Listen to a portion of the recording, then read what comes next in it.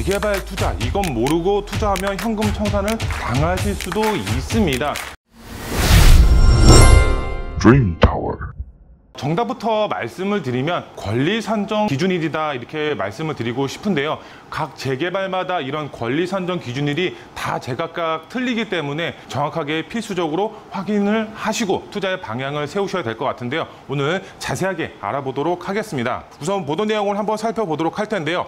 정비사업, 바로 종류만큼이나 복잡해진 권리 산정 기준일. 우리가 봤을 때 이런 정비사업, 이는 정부 자체에서 재건축과 재개발, 정비사업 활성화 정책이 계속적으로 나오고 있습니다. 그 안에서도 재개발만 봤을 때는 이 권리 산정 기준일이 제각각이라고 보시면 될 것 같습니다. 너무 헷갈리죠? 권리 산정 기준일이 다 제각각이기 때문에 보시면은 신속통합기획 후보지 작년 9월 23일 이렇게 되어 있습니다. 신속통합 작년에 이제 공모 접수를 받았었죠. 거기에 선정이 된 지역의 경우는 9월 23일 날 권리 산정 기준일이 이제 확정이 됐습니다. 근데 여기에서도 탈락 지역이죠. 탈락 지역도 올해 1월 28일로 지정이 되어 있습니다. 똑같은 신속통합인데 권리 산정 기준일이 틀리죠. 그 아래 보시면은 정비사업별로 권리 산정 기준일이 제각각이라서 이제 굉장히 헷갈리다 이렇게 이제 나와 있고요. 정비구역 내 빌라 주민 피해 호소, 산정 날짜 지정, 충분한 논의가 필요할 것으로 보인다 이렇게 나와 있습니다. 그만큼 권리 산정 기준일에 따라서 현금 청산을 당하시는 분들도 있고 당하지 않는 분들도 있습니다. 이 권리 산정 기준일이 뭔지 조금 이제 헷갈려 하시는 분들이 있습니다. 우리가 예를 들어서 1월 28일이 권리 산정 기준일이라고 정하도록 하겠습니다. 하지만 여기서 이 이전에 신축이 만들어져서 건물이 완공이 됐고 여기에 등기까지 완료가 되면은 현금 청산을 당하지 않습니다. 하지만 이 이후에 신축 건물을 만들어서 이때 등기를 치면 어떻게 된다? 바로 현금 청산을 당한다. 예전 같았으면은 이런 다가구 주택이죠. 다가구 주택은 명의자, 이제 땅에 대한 명의자가 한 명이죠. 이 한 명의 명의자가 만약에 재개발이 됐을 때에는 바로 이제 명의 한 명만 입주권을 받았었습니다. 하지만 이제 과거에는 이런 호실별로 등기를 칠 수가 있었습니다. 법적으로 허용이 됐었습니다. 하지만 이것을 법으로 막아놨습니다. 언제? 2008년도에 이런 다가구 주택을 다세주택으로 용도 변경이 불가능하게끔 만들었습니다. 다세대 주택을 이제 지으려면 어떻게 해야 되죠? 신축을 할 수밖에 없겠죠. 근데 이 권리 산정 기준일은 등기를 이 이후에 치지 말아라 하는 것이 아닙니다. 땅에 대한 지분 자체를 분할하지 말아라. 이런 취지로 만들어진 겁니다. 등기를 치는 거하고 전혀 무관하다. 그런데 우리가 땅에 대한 지분을 분할을 하려면은 신축을 할 수밖에 없기 때문에 많은 분들이 신축에 투자를 하면 안 되는구나 이렇게 이제 생각을 하시는 분들이 대부분이기 때문에 한번 짚어드렸다라고 이제 보시면 될 것 같고요. 권리 산정 기준일 이후에 매매나 신축 건설, 지분 쪼개기 등 입주권을 얻지 못하고 현금 청산 대상이 된다. 현금 청산 지역은 보통 시세보다 낮게 계산되기 때문에 그만큼 손해가 막심하다. 현금 청산을 당할 때 대부분은 공시지가로 형성이 됩니다. 만약에 예를 들어서 매매가가 5억이라고 가정을 하겠습니다. 내가 5억에 매수를 했는데 이 현금만큼 받고서 현금 청산을 당하는 것이 아니라 공시지가로 현금 청산을 당합니다. 우리가 이런 빌라의 경우 공시지가가 대부분 1억 5천에서 2억 정도의 공시지가가 형성이 되어 있습니다. 나는 5억에 매매를 해서 이제 5억이라는 물건을 가지고 있는데 현금 청산을 당하면은 1억 5천에서 2억만 현금을 받고 나가야 되기 때문에 그만큼 손해가 막심하죠. 크게 봤을 때는 약 3억이 넘는 금액을 손해를 봐야 하기 때문에 그만큼 리스크가 굉장히 큽니다.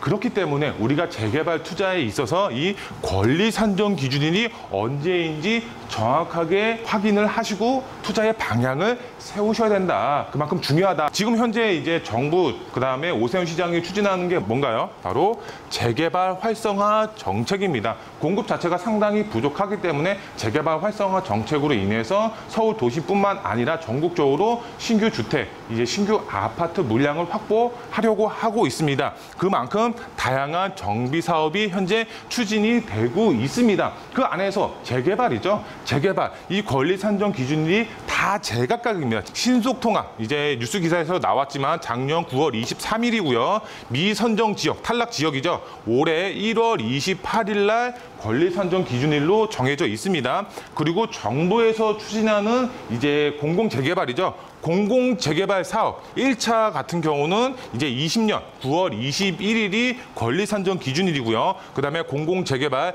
2차 공모했을 때는 작년 12월 31일 날 권리 산정 기준일로 정해져 있습니다. 그리고 모아주택이죠. 오세훈 시장이 추진하는 모아주택의 경우는 1차 바로 올해 6월 23일이고요. 그리고 2차의 경우는 아직 발표가 되지 않았죠. 2차 지역의 경우는 지금 공모 접수 중에 있습니다. 그래서 발표하고 나서 선정이 된 지역 공모됐을 때 바로 10월 중에 예상이 되고 있다 보시면 될 것 같습니다.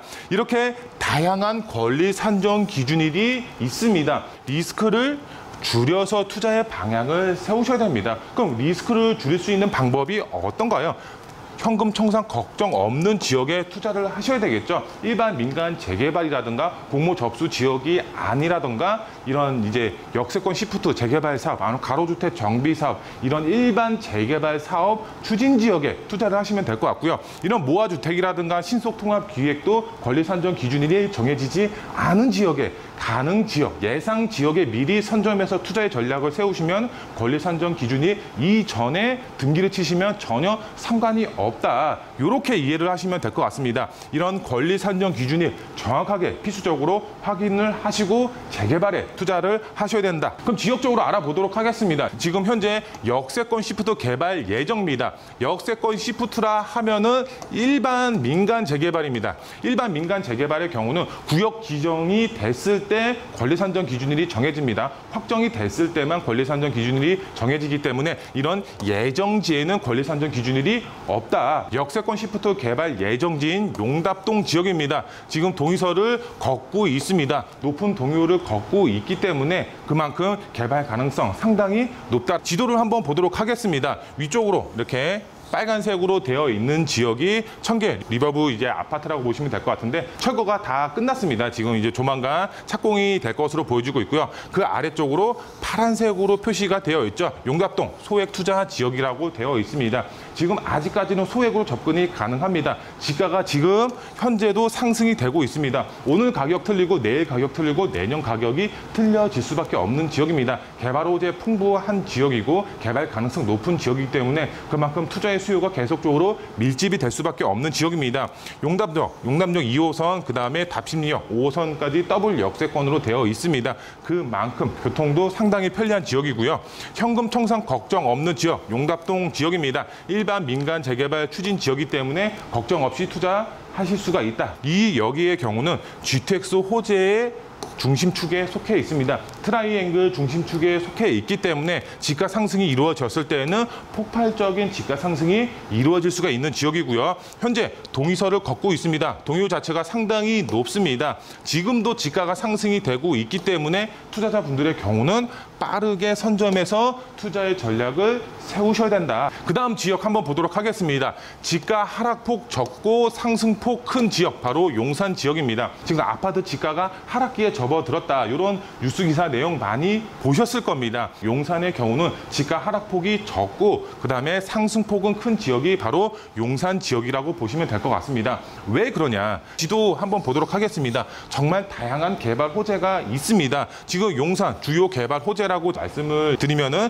1번부터 지금 16번 이런 다양한 개발 호재가 있습니다. 작은 개발 호재가 아니라 정말 랜드마크급 개발 호재가 이렇게 다양하게 있는 겁니다. 그만큼 앞으로의 지가 상승은 거의 이루어질 수밖에 없는 그런 지역이다. 개발 호재의 백화점인 지역, 바로 용산 지역입니다. 일자리 이제 앞으로 지금도 풍부하지만 앞으로 더 풍부해질 수가 있는 지역이 바로 용산이고요. 교통의 호재 있죠. GTX A 노선이라든가 B 노선, 신안산선, 신분당선 이런 최고의 교통 호재가 용산으로 예정이 되어 있죠. 그리고 환경 보시면은 환경 남산 아니면 용산 민족공원, 한강변 이런 이제 뷰까지 갖춰져 있는 지역이 바로 용산입니다. 모두 만족하는 지역이 바로 용산. 폭발적인 집가 상승이 이루어질 수가 있다. 용산 개발 본격적으로 스타트가 된다. 국토부에서 얼마 전에 업무 보고가 있었죠. 원희룡 이제 국토부 장관이 얘기를 했습니다.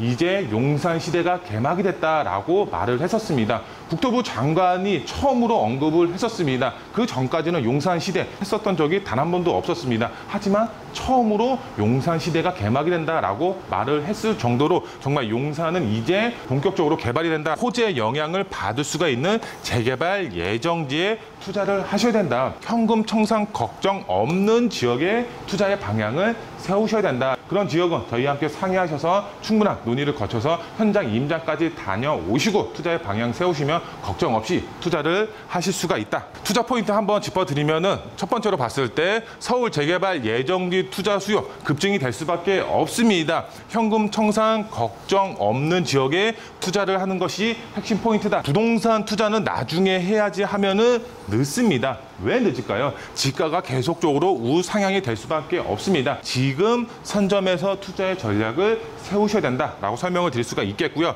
2022년도 바로 용산 지역과 용답동 지역에 승부를 거셔라. 그러면은 본인도 모르는 사이에 지가 상승이 이루어져서 큰 폭의 시세 차익 보시면서 개발에 따라서 마지막에는 아파트 입주권까지 받으실 수가 있기 때문에 빠르게 선점 투자 전략 세우셔라 라고 설명을 드릴 수가 있겠습니다.